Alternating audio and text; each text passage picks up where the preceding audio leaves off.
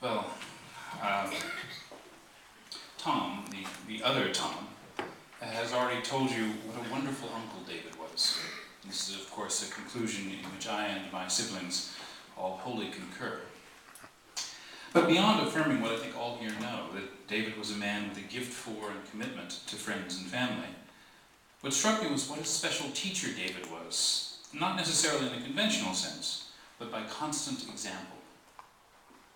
For instance, David was a rock to my family at some very hard times. When, in June of 1969, my father died suddenly, David dropped everything at that very busy farm season and flew to Berkeley, California, where he basically carried his sister, our mom, through those terrible days. There were obvious lessons to draw from such decisiveness, dispatch, and a sense of priority. But along with all that, what struck my 10-year-old self was something seemingly a little off-topic. David was bunking in what was usually my brother Richard's bedroom, which was also the favorite haunt of our then very pregnant golden retriever, Blaze. One afternoon, David went into the room for a nap and found that his bed had become Blaze's lying-in chamber, and his sleep had to wait on the arrival of about a half-dozen puppies. David got to work. Good sheep farmer that he was, he performed a quiet and efficient check to make sure that Blaze was going about her business properly. He made sure that there was the box that had been prepared for her to actually give birth in was ready to receive her when she deigned to enter it. And he also had the sense to make sure that there was a flip of the mattress and a quite thorough change of bedclothes that would be ready for him as needed. That was David. Never mind the blood and the chaos. Just get on with it. The David I knew repeated that lesson in so much of what I saw him do over the years. He was a relentless empiricist. What mattered what was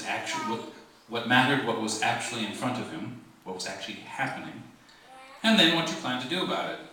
The rest, as the sages say, is commentary.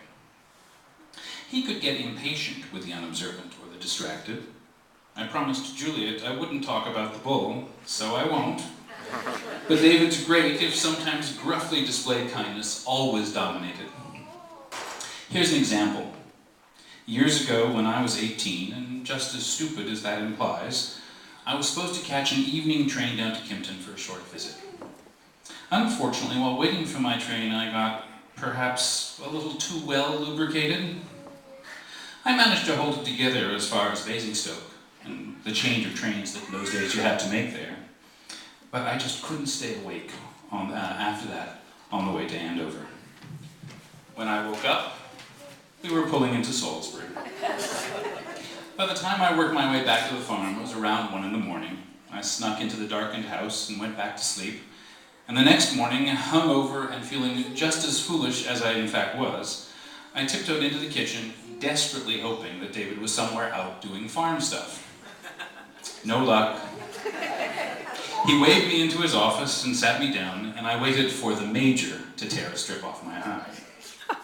Then he began to talk. "Here's how you do it," he said.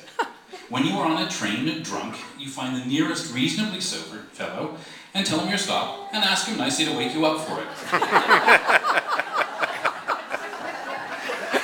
No lecture, no shouting, no nothing, just an entirely useful lesson. That was David.